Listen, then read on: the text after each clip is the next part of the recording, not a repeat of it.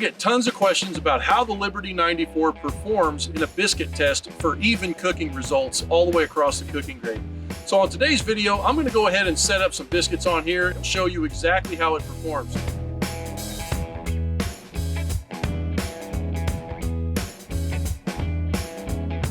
Now, here's some key points about the way that I'm doing the biscuit test today.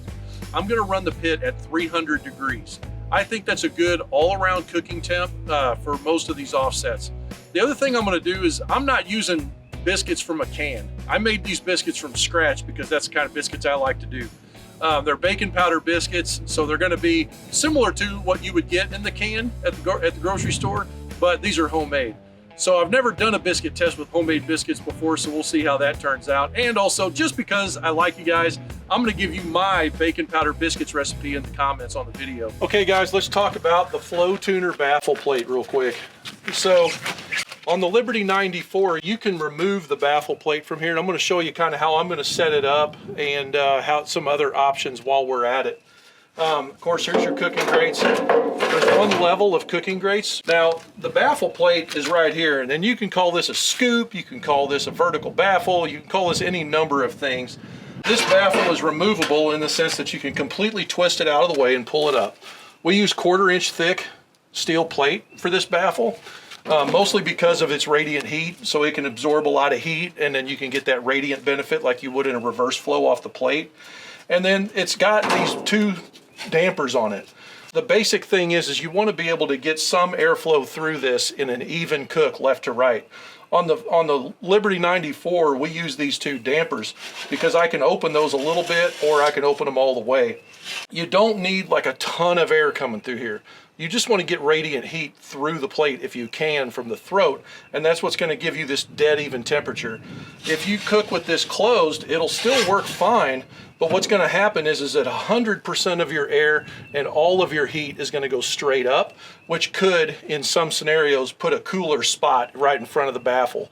There's other videos out there and podcasts where I talk about that over on the Smoker Builder YouTube channel. This is the Liberty94 though, so this is called the FlowTuner Baffle Plate. That's our name for it. And you can see probably, I don't know how this lighting is, but this throat opening has a really big grease dam at the very bottom, so you're not in danger of grease running back into the firebox causing a grease fire.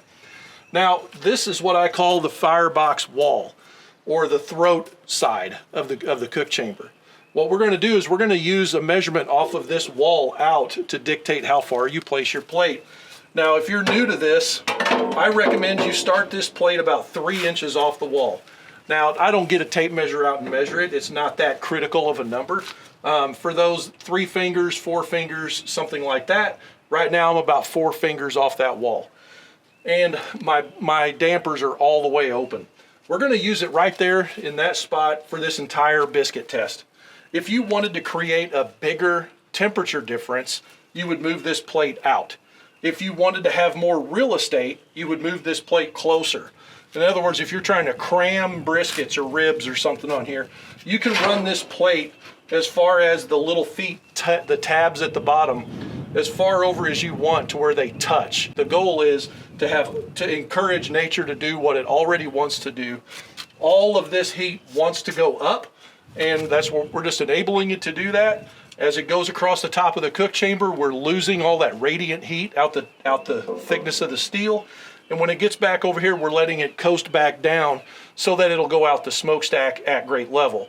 Now, when we're running a dead even temperature like I'm going to do today, I'm going to run my damper blade on the smokestack about 80% closed.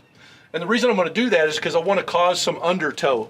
That's like in the ocean where the water pulls underneath at very strong force. So we're going to try to get that air to spin under the cooking rack, and what you're going to see is not just the top of the biscuits are brown, the bottom of our biscuits are going to be brown also. That's really important because a lot of offsets that use something like this, you don't get even temperature across the bottom of your meat. That's what's critical, is getting that undertow and getting that spin underneath. If you really want it to be dead even temperatures, it should be dead even temperatures. So here we go. I'm going to slide this back over. I've already got my biscuits made. I just got to light this fire. Real quick before I light this fire, one of the handy things about this is that since you've got this damper on the door, all of your air can come in at coal bed level. That's really important on this. Anyway, I did save my coal bed from the last cook. A quick tip on that.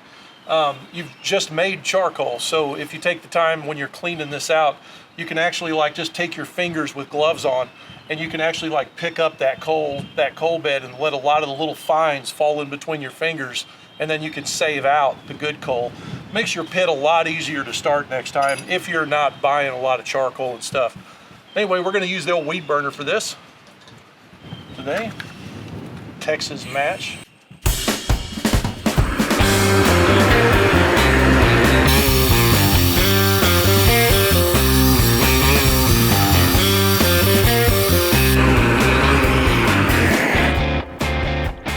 On today's wood, I'm using splits that are about, I don't know, an average of about 2.5 to 3 inches in diameter and about 10 to 12 inches long.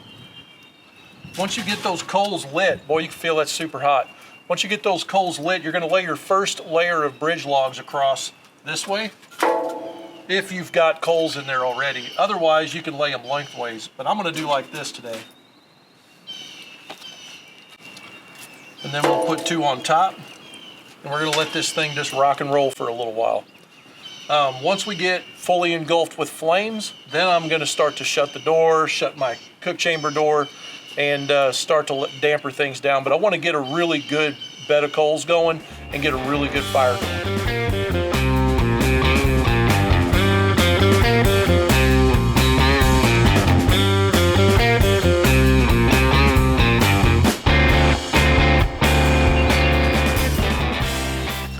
Okay, now it's important to point out, at this point we have good flames, but our fire is not established yet.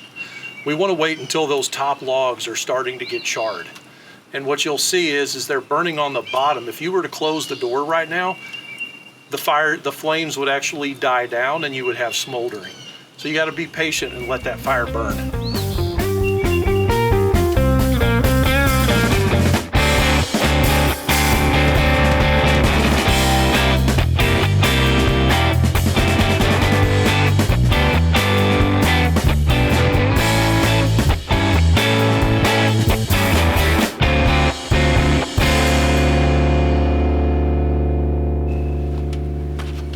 Okay guys, you can see how we got some char going on this bottom log, and then also around these 2 logs you can see we've got char going. At this point what we're going to do is go ahead and shut this door down, but we're going to open up our air inlet at the same time. We're going to run that all the way open since we're going to be running about 300 degrees to let this pit light up. Okay guys, we got our fire lit. I'm pretty happy with that. Now what we're going to do is we're going to bring this cook chamber door down. We're going to open up our smokestack damper and start to let everything heat up. Once the cook chamber comes up to where that dial's reading somewhere around 300 degrees, I'll show you the next step. You can actually watch in the camera right now, you can see the air coming up out of that throat opening, and it's just spinning right here. You can see it's spinning and coming out. All of that smoke is riding up here at the top of the cook chamber. So you can kind of see how that plate's doing its job. I've got my smokestack damper all the way open right now. All right guys, now our cooker's at 300 degrees, so we're pretty much preheated and everything. Now I'm going to go ahead and shut this damper down to about 80% closed. There's a couple of different ways you can do that. Like you don't need to get a tape measure out, just kind of guess. But if you really want to have something to go by, I usually say like 2 fingers if you check the blade, about 2 fingers or so. So you can check that right out here on the outside of the damper. Right there, it's about 2 fingers wide. That's good enough. Now I'm going to go ahead and let this thing run for about another 5 minutes, and then we're going to put the biscuits on. Okay guys, needles up. We're running dead on 300 degrees. It's been equalized plenty of time. Now we're going to go ahead and throw these biscuits on. Let me move these cameras and we'll show you what's up. All right guys, here we go. Check them biscuits out there, would you? 3/8 of an inch thick is what I normally do on my recipe, just so you know, and I've got an actual biscuit cutter that makes those so good. But here we go. Just gonna kind of put 2 rows on here. I don't really see a reason to get too crazy.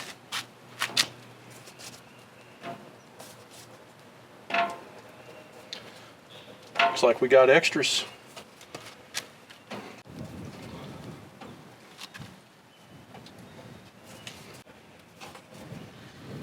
We'll put these right in front of the plate here.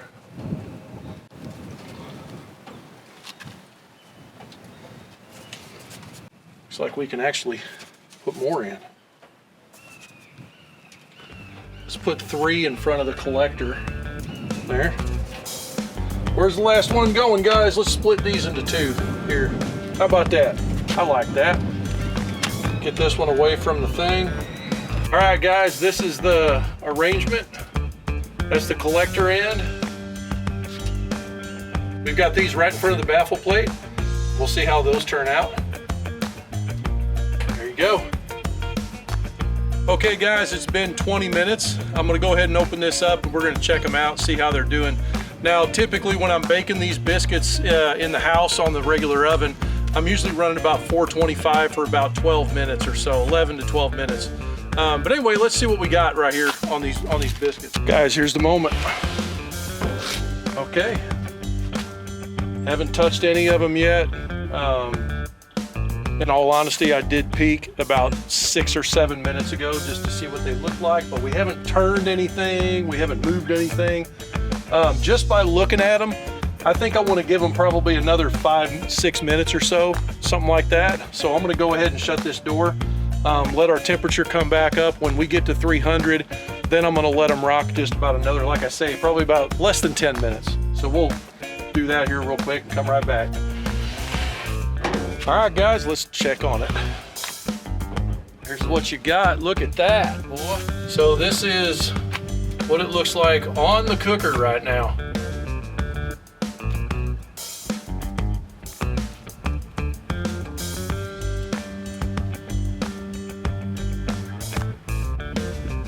All right, guys, let's look and see what these biscuits look like here. First off, I'm gonna grab the ones right over here on the collector box side. Now, this is the one, just like this, we're gonna turn it around. This side is what was facing the firebox like this. So let's look, see what we got there. Look at that.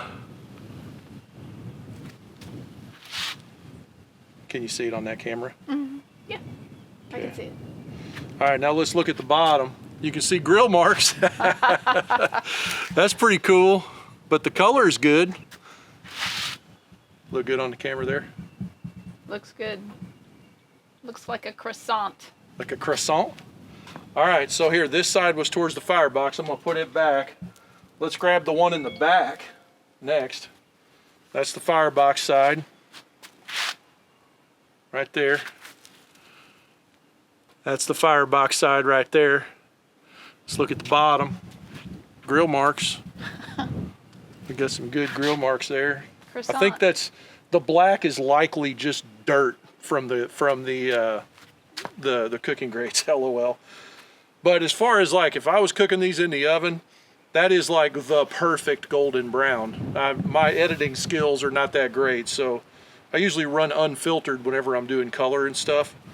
But that is, to me, perfectly golden brown. Is that what you got? Looks good. And these are the ones closest to the firebox now. That's the front line right there. Okay, we're gonna put this one back. Let's look at the one directly in the center. On most pits, this one here would be charcoal right now. On most pits, this would be charcoal right now. And you can see, at least I hope you can tell the color on that. Grill marks from a greasy cooking grate, probably. I actually did clean this recently, so I would call that like seasoning, but it's got exactly the same color. Let's get a couple of these up together. Put them all the way across. That's what they look like. Can you see that on the camera? Mm-hmm. Yeah. Right there. To me, that looks dadgum good. Very, very even in color. You can't hardly see the bottom, but there you go. All right, let's go to the other end, because usually on an offset that has like a scoop baffle that's not like our baffle, usually that side down there is the hottest spot, and usually the back right corner is usually the hottest. So let's look at that one first. Here we go. We're facing that way is the collector, this way is the firebox. Look at that color on the bottom. It perfectly matches the top color. And there's no burn anywhere on it. Like this here, no burn. I can see just a slight dark color there. And the diamonds are running long ways. So this was probably up against the back wall, is what I would say. It's just barely darker. It's not bad at all. Here's the front side here. It looks just like the other biscuits to me. Got good grill marks, LOL. This side here was towards the front door right here. So, which kind of makes sense because whenever the air is running through the pit, it is kind of like spinning down at that end. And I would expect to see the outsides have a little more color on them. This is the middle one. There is no dark side on that at all. This is the middle one. There is no dark side on that at all. Still got good grill marks there. But the color is pretty even. Let's get all three of them now.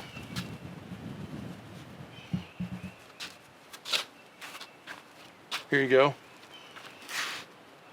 That's the color of them.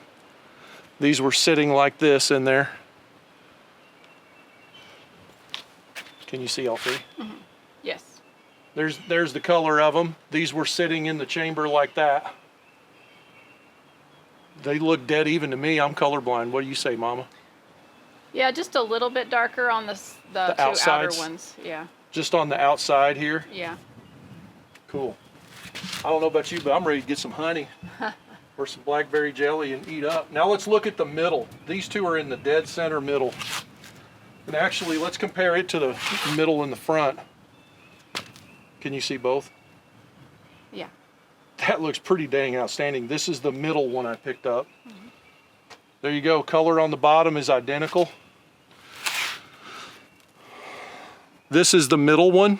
This is the stack end. Color on that is dead even with this one.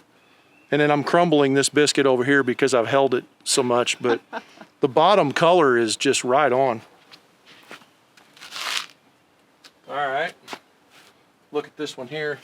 This one here, that looks like flour to me. Because like I said, these are homemade biscuits. That look like flour to you?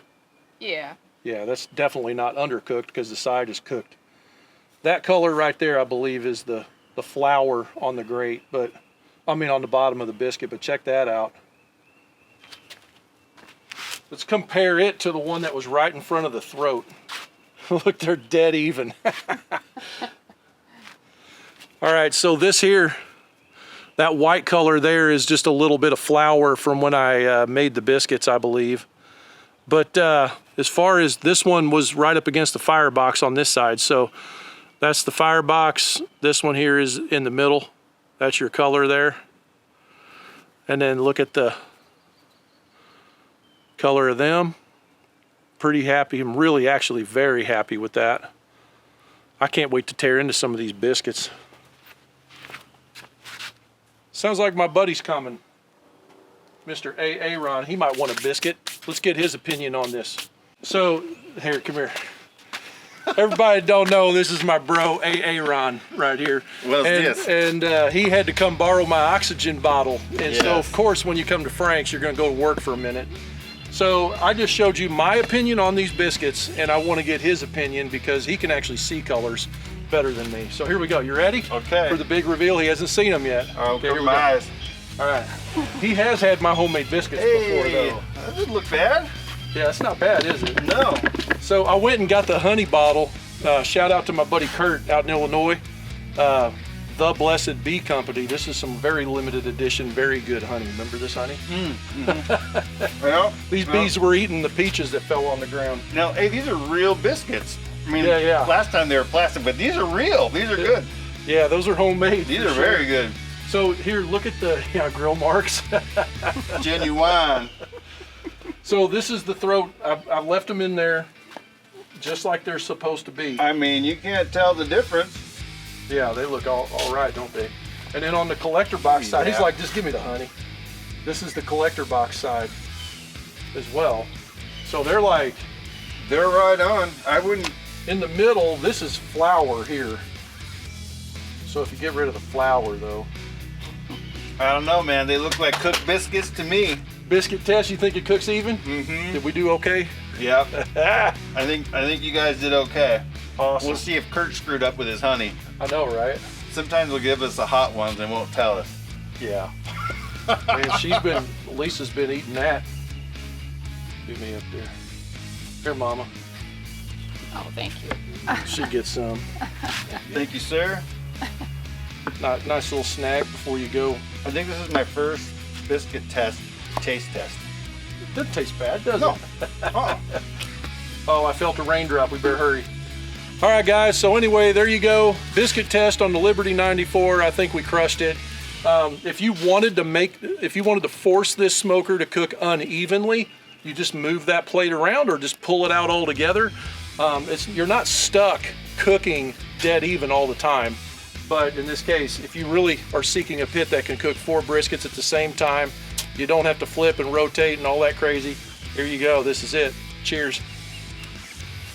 That's good. Good enough, man. I'll take it.